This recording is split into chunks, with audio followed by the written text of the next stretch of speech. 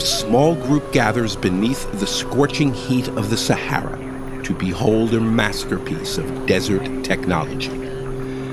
In one of the Earth's cruelest climates, daytime temperatures begin in the mid-80s and have climbed as high as 135 degrees.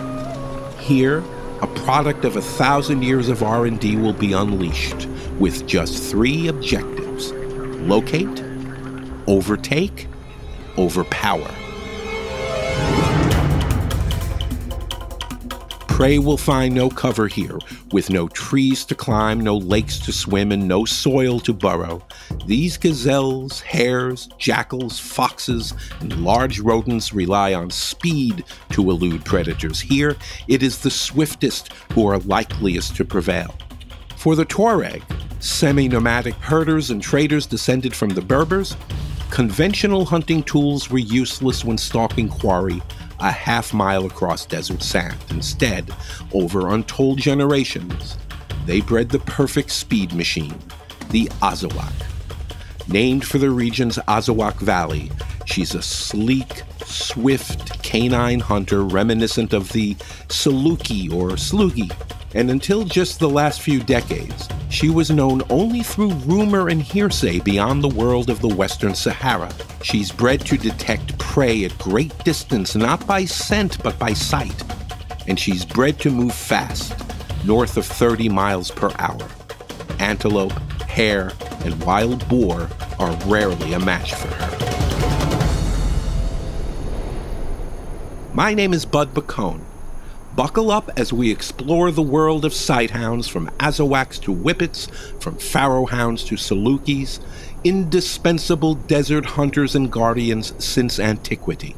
Sleek, swift, elegant, beloved, venerated by pharaohs and czars, and pound for pound, I'm pretty sure, faster than the first 2 cars I ever owned. Okay, the first 3 cars.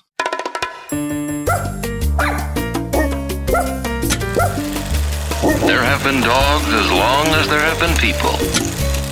Cookies! This dog was going places. Fast. The American Kennel Club. Take your dog down and back for me, please. Down and Back. Stories from the AKC archives. This is the show for you. With Bud Bacone. This puppy has potential.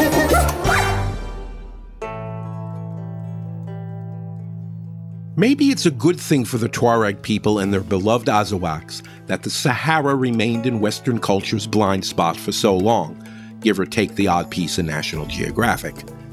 The irony is, more is known about the Tuareg and the Sahara than is known about the mysterious diplomat that helped introduce the Azawakh to the non-Saharan world a half-century ago. He was Dr. Pekar, who served as a Yugoslavian diplomat in the 1970s. We have no record of his first name, unless Doctor was what Mr. and Mrs. Pekar named him. And never mind that Yugoslavia doesn't exist anymore.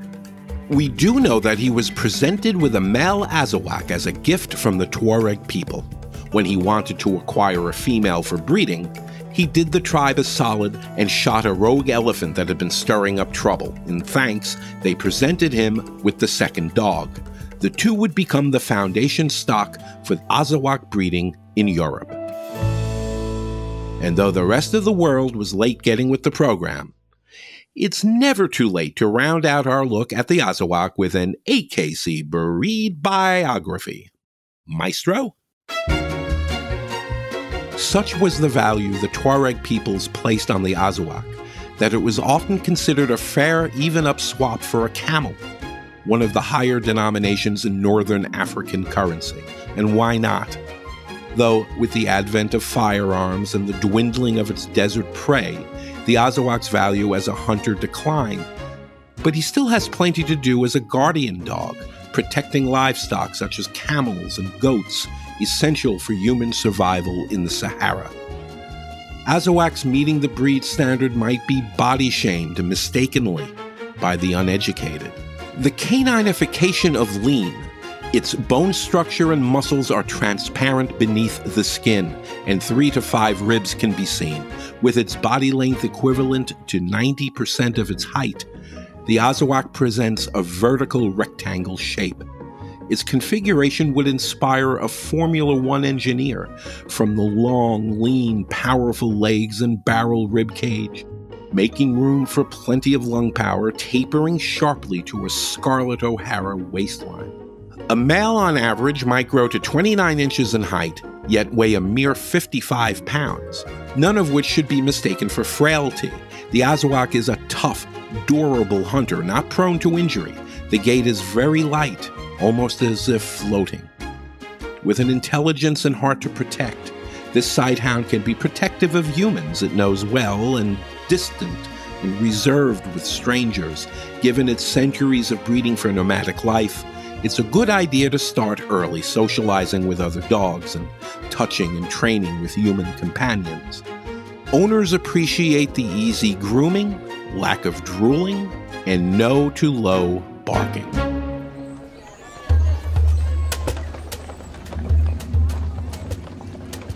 There's plenty of evidence that the Sighthound was a revered part of Middle Eastern life as early as 5,000 years ago. In what the Greeks would name Mesopotamia, we know that Sighthounds, including Salukis, were regarded with great importance. Witness just one of the artifacts, a solid gold pendant portraying what is likely a Saluki from the Sumerian city of Uruk and dated to 3300 BC. It can be found today in Kuwait, in the Museum of... Hey, bud. Oh. Correction. You'll find it here, at the Louvre, in Paris. Fun fact, it was also the Sumerians who gave us the 60-minute hour and the 60-second minute.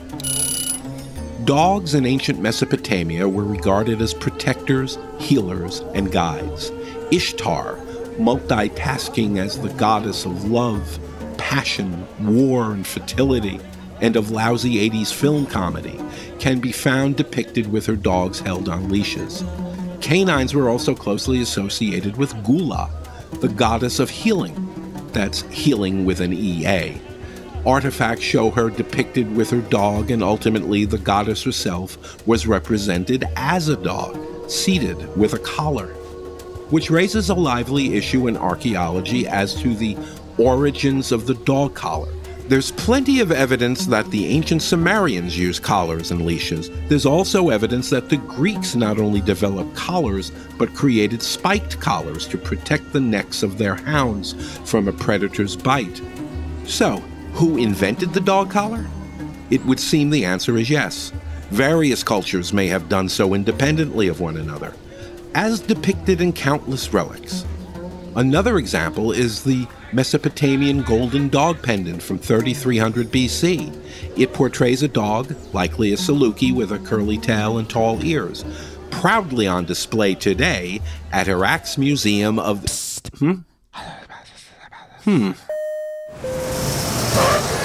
Here, in the Museum of Fine Arts, in Boston.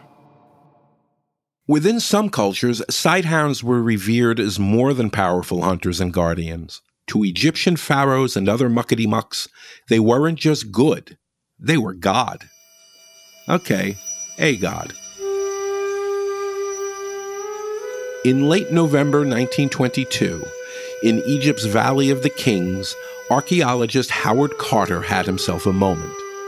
The first human to breach the tomb of Tutankhamun in more than 3 millennia, his eyes strained to behold the 3,000-ish treasures entombed with the body of the boy king. Chariots, daggers, board games, trumpets, the king's throne, ivory and gold, lots of gold.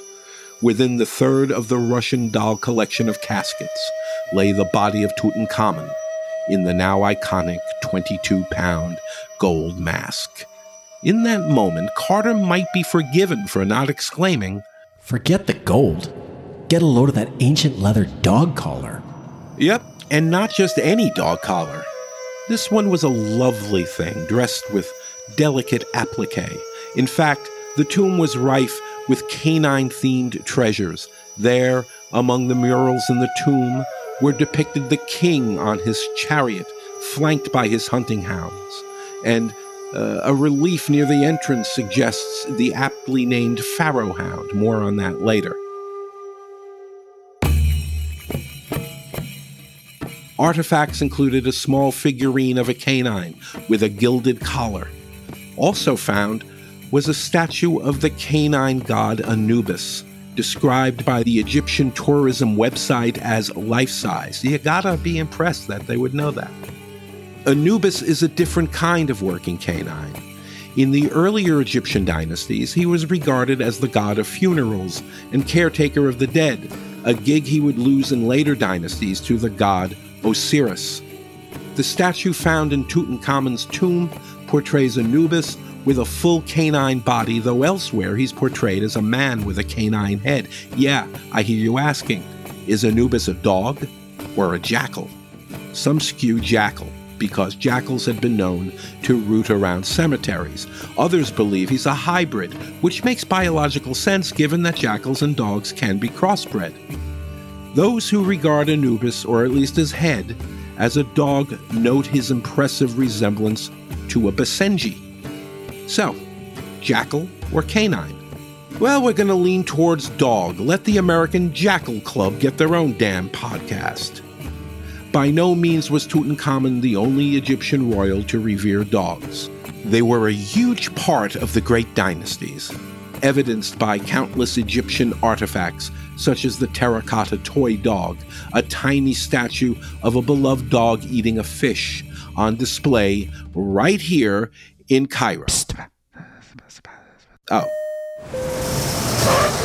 On display right here in the British Museum. You're listening to Down and Back, stories from the AKC archives.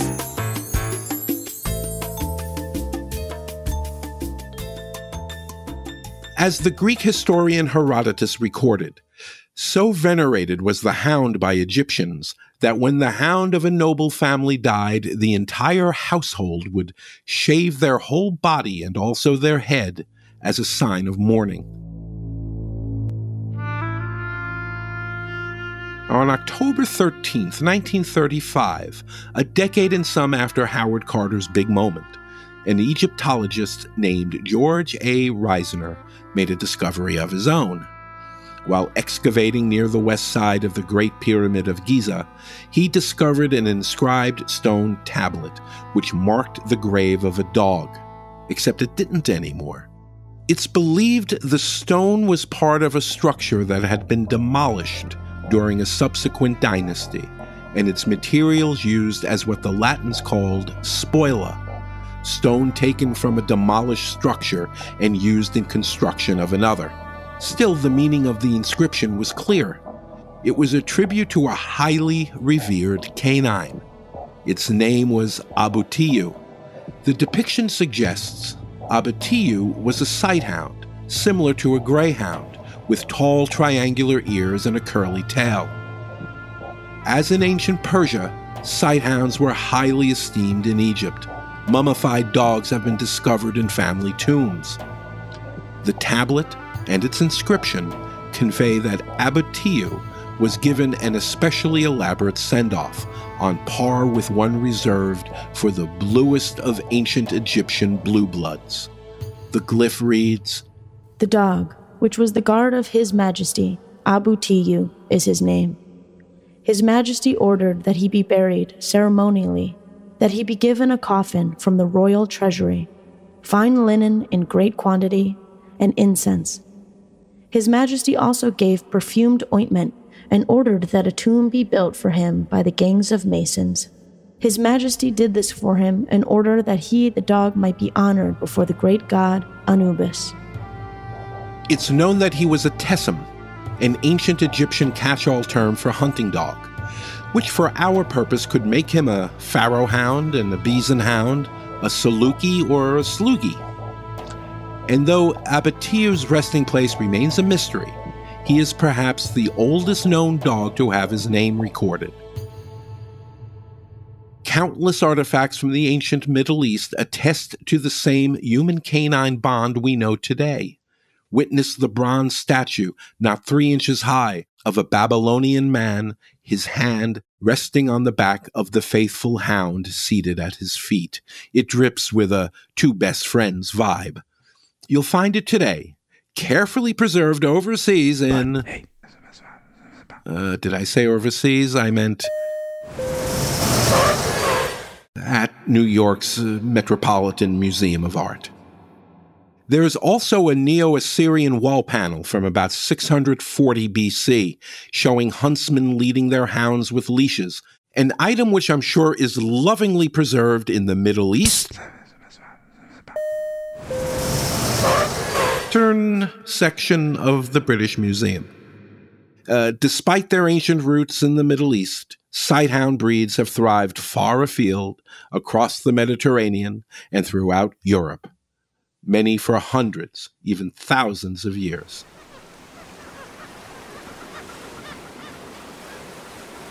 Hence the pharaoh hound, an iconic dog of ancient Egypt, who a half-century ago was named the national dog of Malta. How can this be? There's only one explanation. Phoenicians. Phoenicians. Phoenicians. Gesundheit. And yes, the Phoenicians. 2,500 years ago from their home in what is now Lebanon, the Phoenicians dominated Mediterranean trade, the Johnny Appleseeds of luxury goods. For the right price, Phoenicians provided what people loved. And then as now, people loved dogs. In the past, we described how it was likely the Phoenicians were responsible for Maltese dogs coming to, Malta. Popular theory has it that in ancient times, it was Phoenician vessels that landed the first pharaoh hounds there as well. Here's the thing about sighthounds. Many of the breeds still cherished today predate recorded history, and the Phoenicians cursed them probably weren't keeping records for future canine historians. So what we know about the pharaoh hound involves a lot of best guesses. Here's what we think we know. The story of sighthounds is the story of the oldest known domesticated dogs. The pharaoh hound is an elegant and rugged sprinting hound bred to course small game over punishing terrain. She makes a wonderful watchdog with excellent hearing and, of course, keen eyesight. With a tendency to bark when spying strangers, and no guff, she can also smile. The Pharaoh Hound Club of America reports that it's common to see her show every tooth in her mouth while wiggling her entire body. Not every pharaoh hound smiles, mind you, but every one can blush. When excited, the dog's ears and nose turn a rosy pink. The coat is a tight tan, with matching leather on the nose, ears, and eye rims. The eyes themselves are a striking amber color.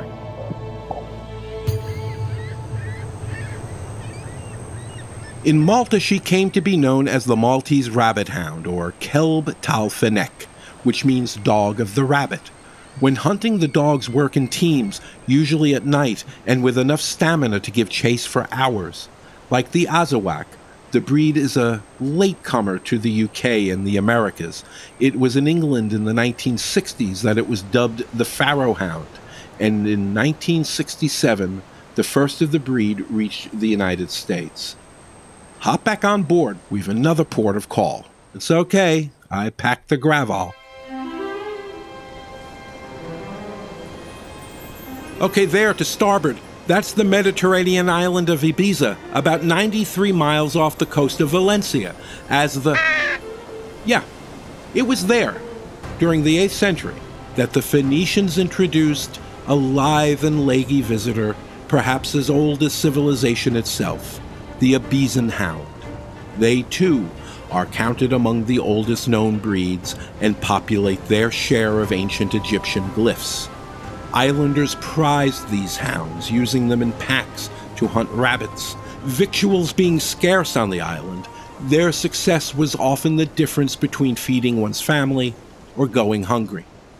Now let's make a 180, just one more stop back in ancient Egypt.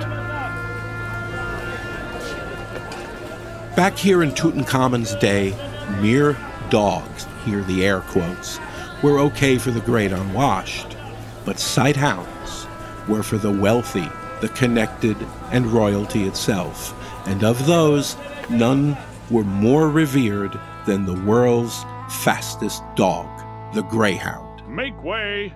Look humble, don't make eye contact.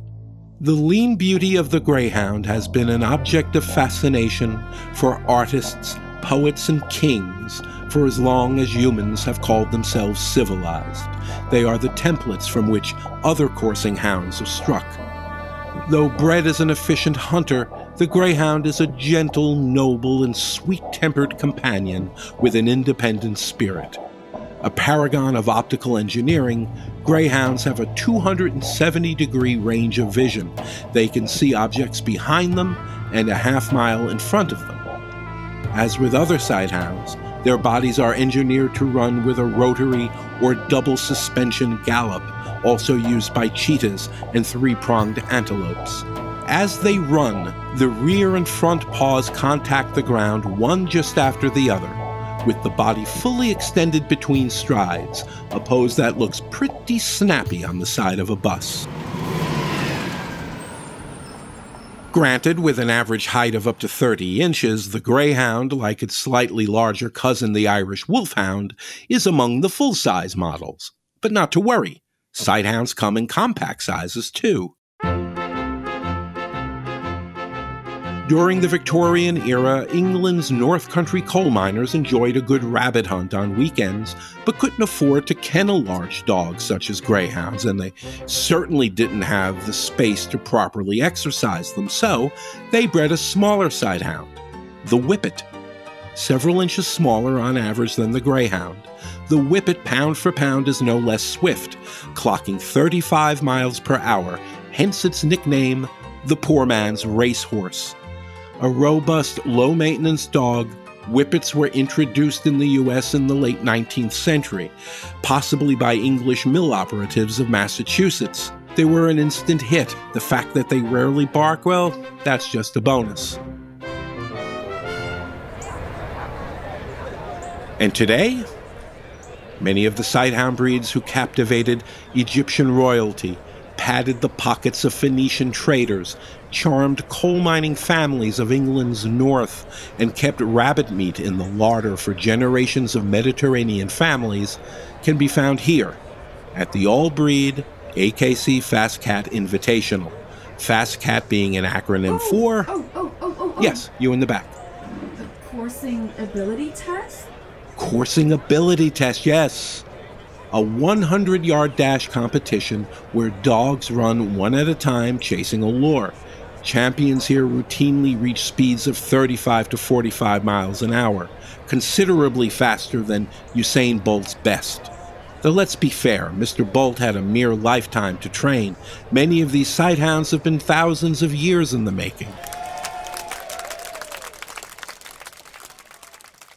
Exalted in Egyptian palaces and revered in life and the afterlife by pharaohs, indispensable hunters helping feed generations of Saharan Tuareg, Ibiza islanders and coal mining families of Yorkshire and Lancashire, sighthounds live on in breeds beloved the world around.